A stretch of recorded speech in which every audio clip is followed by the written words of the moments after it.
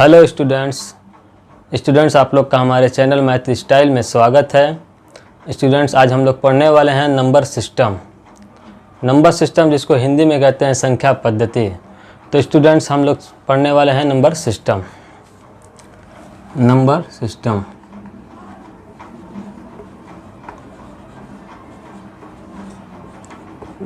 System जिसको हिंदी में बोलते हैं संख्या पद्धति।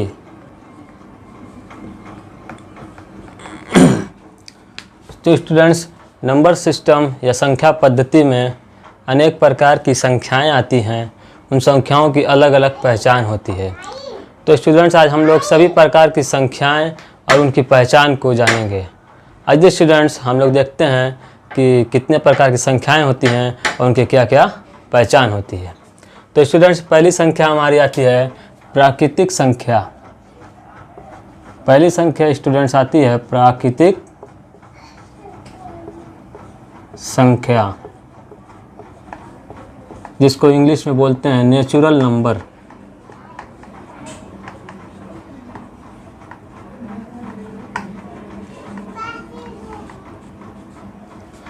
तो स्टूडेंट्स हम लोग देख रहे हैं प्राकृतिक संख्या या नेचुरल नंबर।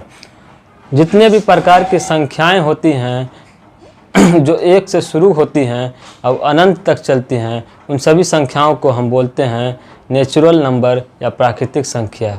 वे संख्याएं जो एक से शुरू होकर अनंत तक चलती हैं, उन सभी संख्याओं को हम बोलते हैं नेचुरल नंबर। तो देखेंगे स्टूडेंट्स, एक से शुरू होकर अनंत तक जाने वाली संख्याओं को हम बोलते हैं नेचुरल नंबर या प्राकृतिक संख्या। तो स्टूडेंट्स हम लोग ने देख लिया कि प्राकृतिक संख्या वह संख्या होती है जो एक से शुरू होती है और अनंत तक जाती है। इसके बाद स्टूडेंट्स हम लोग देखने वाले हैं पूर्ण संख्या या होल नंबर। तो देखते हैं स्टूडेंट्स पूर्ण संख्या या होल नंबर क्या होता है। स्टूडेंट्स देखने वाले हैं हम लोग पूर्ण संख्या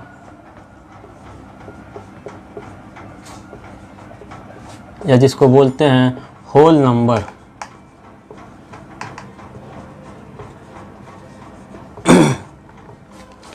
स्टूडेंट्स हम लोग ने देखा है कि प्राकृतिक संख्या में ज़ीरो नहीं आ रहा था, और यहाँ पे होल नंबर में हम लोग देखेंगे कि ज़ीरो भी होगा और जितनी प्रकार प्राकृतिक संख्याएं हैं वही संख्याएं भी होंगी।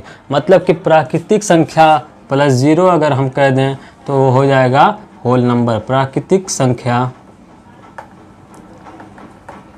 प्लस ज़ीरो यानी प्राकृतिक संख्या में ज़ीरो भी ऐड हो जाए, यानी ज़ीरो से शुरू होता है होल नंबर। ज़ीरो से लेकर 1 2 3 ये अनंत तक जाता है। यानी कि होल नंबर वह संख्या होती है जिसमें ज़ीरो भी होता है और प्राकृतिक संख्या भी होती है। स्टूडेंट्स हम लोग ने प्राकृतिक संख्या और होल नंबर यानी पूर्ण संख्या को देख लिया है। अब हम लोग देखने वाले हैं पूर्णांक, जिसको इंग्लिश में बोलते हैं इंटीजर्स। तो देखिए स्टूडेंट्स पूर्णांक क्या होता है।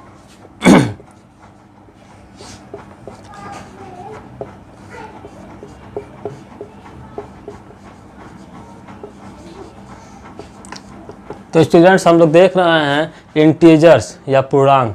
तो पूर्णांक वह संख्या होती है जिसमें धनात्मक संख्याएं भी आती हैं, ऋणात्मक संख्याएं भी आती हैं और ज़ीरो भी आता है। यानी कि वह संख्या जिसमें धनात्मक, ऋणात्मक और ज़ीरो तीनों संख्या सम्मिलित हो उसे हम कहते हैं इंटीजर्स या पूर्णांक। तो वह संख्या जिसमें धनात्मक, ऋणात्मक और ज़ीरो भी सम्मिलित हो उसे क्या कहते हैं पूर्णांक। तो स्टूडेंट्स ये धनात्मक हो गया, ज़ीरो है, और ये माइनस नेगेटिव संख्या भी होती है, इसको हम क्या कहते हैं पूर्णांक। तो स्टूडेंट्स हम लोग 3 संख्याएं देख चुके हैं, प्राकृतिक संख्या, पूर्ण संख्या और पूर्णांक। प्राकृतिक संख्या में 1 से लेकर अनंत तक संख्याएं आती हैं, पूर्ण संख्या में ज़ीरो भी आता है और 1 से लेकर अनंत तक संख्याएं भी आती हैं, और पूर्णांक में नेगेटिव संख्या, पॉजिटिव संख्या और ज़ीरो भी आता है। स्टूडेंट्स हम लोग 3 संख्याएं देख चुके हैं। अब इसके बाद हम लोग देखते हैं सम संख्या। स्टूडेंट्स हम लोग देख रहे हैं सम संख्या, जिसको बोलते हैं इवन नंबर।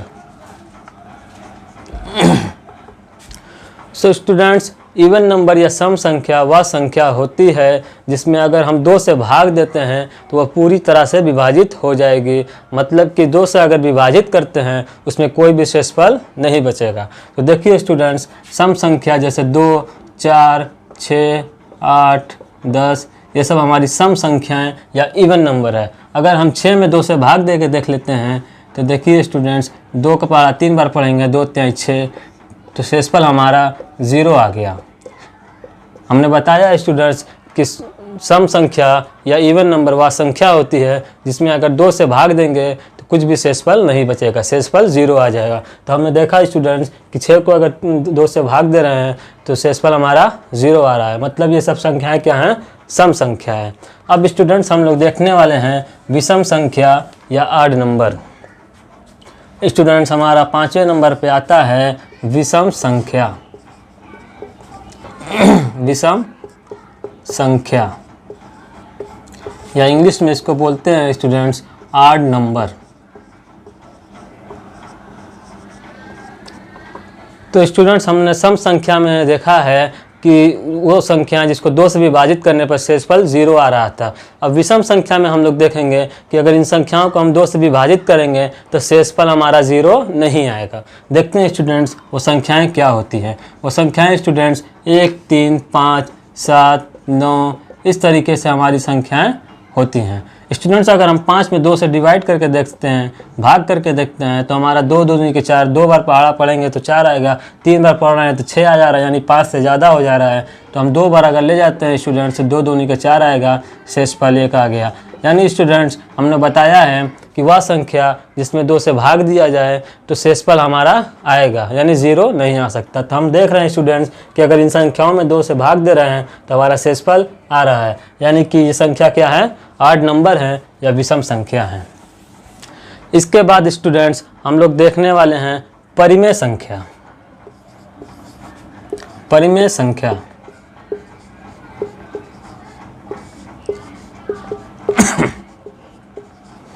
स्टूडेंट्स हम लोग देख रहे हैं परिमेय संख्या जिसको बोलते हैं रेशनल नंबर।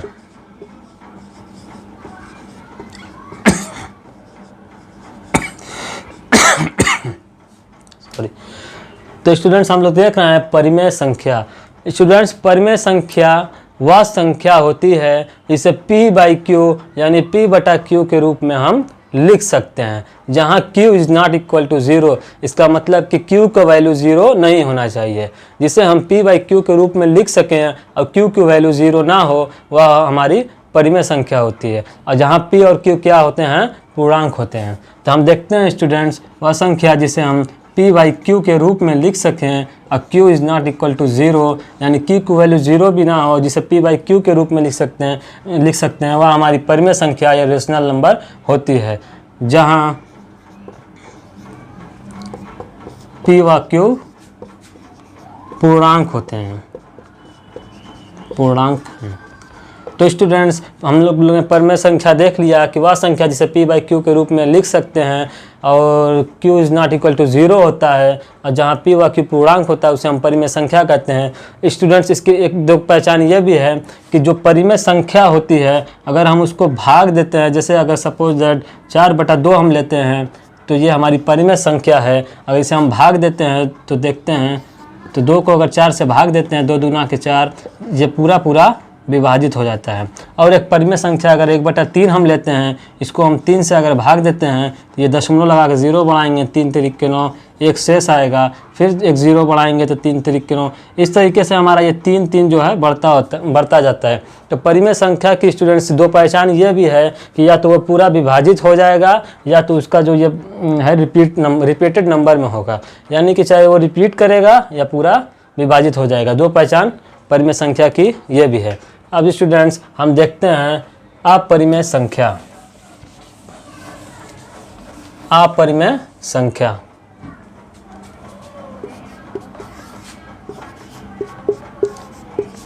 अपरिमेय संख्या या इसको इंग्लिश में बोलते हैं students irrational number. Irrational numbers तो स्टूडेंट्स हम देखे हैं कि परिमेय संख्या हुआ थी जिसे p बाई क्यू के रूप में लिखा जा सकता था, की की वैल्यू 0 भी नहीं होती थी। तो अब अपरिमेय संख्या में हम वह संख्याओं को लेते हैं जो परिमेय संख्याएं नहीं होती हैं। वह क्या होती हैं? जो परिमेय संख्याएं नहीं हैं उनको छोड़कर बाकी संख्या जो होती है अपरिमेय संख्या होती है। अपरिमेय संख्या की पहचान ये होती है कि वो रिपीटेड नहीं होती है, रिपीटेड नहीं होती है, रिपीटेड क्या होगी? नहीं होगी। और परिमेय संख्या में हम लोगों ने देखा था कि वो पूरा डिवाइड भी हो जा रही थी, यानी वो टर्मिनेट संख्या थी, समाप्त हो जा रही थी। इसमें हम लोग देखते हैं कि यह टर्मिनेट नहीं होती, यानी नॉन टर्मिनेट होती है, समाप्त होने वाली नहीं होती है। तो इसकी पहचान ये है कि ये रिपीटेड भी नहीं होगी और नॉन टर्मिनेट होती है, नॉन टर्मिनेट यानी असमाप्त, मतलब ये समाप्त नहीं होती है। इसके उदाहरण देखिए स्टूडेंट्स, ये होते हैं जैसे पाई है, √2 है, √5 है, √7 है, ये सब अपरिमेय संख्या के उदाहरण हैं। पाई की वैल्यू की अगर हम लोग बात करते हैं, इसकी जो वैल्यू निकाला जाता है वो हमारा कुछ इस तरह आता है 3.142563, इस तरीके से आगे, यानी कि रिपीट नहीं करेगा। हम लोगों ने देखा था परिमेय संख्या में कि 0.333 करके रिपीट कर रहा था, लेकिन इसमें रिपीटेड नंबर नहीं आता है। और इसके एग्जांपल ये सब होते हैं पाई, √2, √5, इन सब की वैल्यू जो है रिपीटेड नहीं आएगी और जो टर्मिनेट भी नहीं होते हैं, यानी नॉन टर्मिनेट होते, असमाप्त होते हैं। तो स्टूडेंट्स हम लोगों ने इतनी संख्याओं को देखा। इसके बाद स्टूडेंट्स हम लोग देखते हैं अभाज्य संख्या। स्टूडेंट्स अब हम लोग देखने वाले हैं अभाज्य संख्या, जिसको हम लोग बोलते हैं कोप्राइम नंबर। स्टूडेंट्स अब हम लोग देखने वाले हैं अभाज्य संख्या या कोप्राइम नंबर।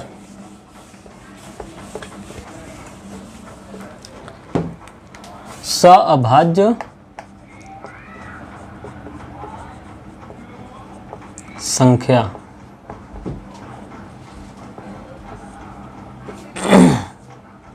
इसको हम बोलते हैं कोप्राइम नंबर।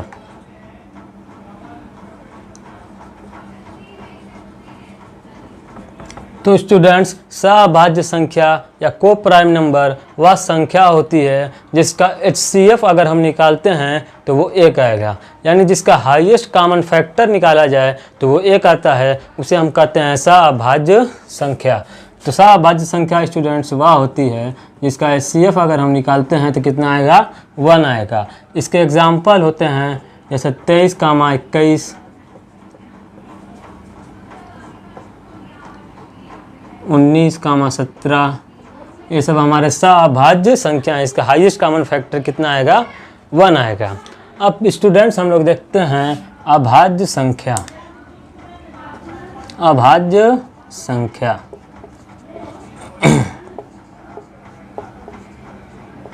अभाज्य संख्या जिसको हम बोलते हैं प्राइम नंबर,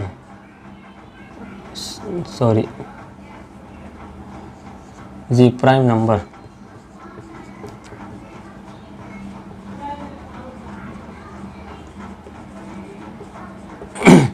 स्टूडेंट्स हम लोग देख रहे हैं अभाज्य संख्या, यानी वह संख्या जिसे 2 से विभाजित किया जाए तो वो विभाजित नहीं होगी, उसे हम लोग बोलते हैं अभाज्य संख्या। यानी वह संख्या होती है जिसके सिर्फ 2 ही फैक्टर होते हैं, यानी 2 संख्याओं से ही विभाजित होगी, या तो वह खुद से विभाजित होगी या 1 से विभाजित होगी, उसका तीसरा कोई फैक्टर नहीं होगा। यानी वह संख्या या तो खुद से विभाजित हो चाहे 1 से विभाजित हो, इन दोनों संख्याओं के सिवा किसी और से विभाजित ना हो, उन संख्याओं को हम कहते हैं अभाज्य संख्या। तो एग्जाम्पल इसका देखते हैं 2, 3, 5, 7, ये सब हमारे हैं अभाज्य संख्या। तो यानी स्टूडेंट्स वह संख्या जो या तो खुद से विभाजित हो या 1 से विभाजित हो, उसे अभाज्य संख्या कहते हैं। अगर हम लोग 2 को विभाजित करके देखते हैं तो या 1 से ये विभाजित होगी, 1 दूना 2, या 2 जो है 2 से खुद विभाजित होगा, 2 1 कम 2। यानी वह संख्या जिसे विभाजित किया है तो वो सिर्फ 1 से विभाजित होगी या खुद की संख्या से विभाजित होगी, उसे हम कहते हैं अभाज्य संख्या।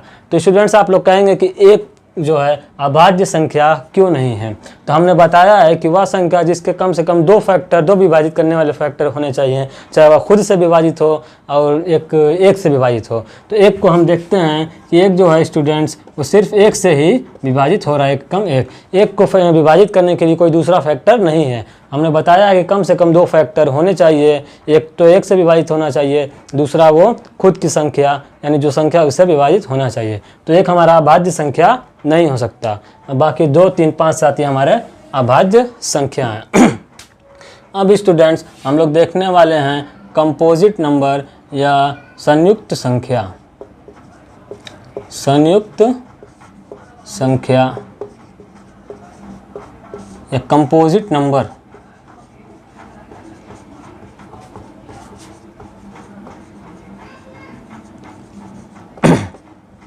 तो स्टूडेंट्स हम लोग ने अभाज्य संख्या में देखा कि वो संख्याएं थी जो 2 ही फैक्टर से विभाजित हो रही थी, एक या तो एक से विभाजित हो रही थी या तो फिर खुद की संख्या से विभाजित हो रही थी।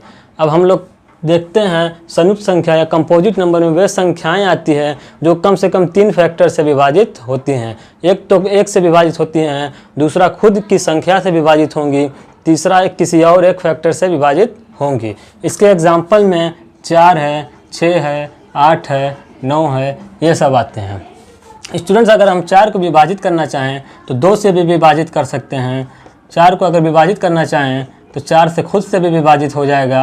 अगर हम 4 को विभाजित करना चाहें तो 1 से भी 1 चौक को 4 विभाजित कर सकते हैं। स्टूडेंट्स हम लोग देखते हैं कि 4 जो है 3 फैक्टर से विभाजित हो रहा है, अर्थात ये क्या है, संयुक्त संख्या या कंपोजिट नंबर है। आप लोग अगर कहेंगे कि 2 जो है क्यों नहीं संयुक्त संख्या है, तो स्टूडेंट्स हम लोग देखते हैं कि 2 जो है 2 1 कम 2 से विभाजित हो रहा है, और 2 जो है हमारा 1 से विभाजित हो रहा है, 1 दूना 2, यानी इसके 2 ही फैक्टर हैं, कोई तीसरा फैक्टर इसका नहीं है, इसलिए संयुक्त संख्या नहीं है। तो स्टूडेंट्स हम लोग ने इन सभी संख्याओं को देखा। इसके बाद स्टूडेंट्स लास्ट में आता है रियल नंबर या वास्तविक संख्या। ये लास्ट संख्या है स्टूडेंट्स जो बोलते हैं वास्तविक संख्या। वास्तविक संख्या जिसको इंग्लिश में बोलते हैं स्टूडेंट्स रियल नंबर।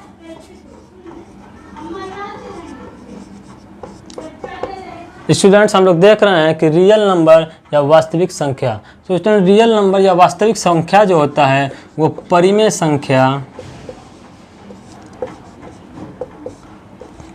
प्लस अपरिमेय संख्या। अपरिमेय संख्या अर्थात स्टूडेंट्स वास्तविक संख्या, परिमेय संख्या और अपरिमेय संख्या का योग होता है। अर्थात स्टूडेंट्स जितने भी प्रकार की संख्याएं होती हैं वो सभी हमारी रियल नंबर ही होती हैं, वास्तविक संख्या ही होती हैं, क्योंकि वास्तविक संख्या परिमेय संख्या और अपरिमेय संख्या का योग है। स्टूडेंट्स परिमेय संख्या और अपरिमेय संख्या को अगर हम जोड़ दें तो सभी संख्याएं सम्मिलित हो जाती हैं, इसलिए हम कह सकते हैं कि वास्तविक संख्या या रियल संख्या वह संख्या है जिसमें सभी प्रकार की संख्याएँ सम्मिलित होती है। तो स्टूडेंट्स आज हम लोगों ने सभी प्रकार की संख्याओं को पढ़ लिया है। आज के लिए इतना ही, फिर मिलेंगे नेक्स्ट वीडियो में।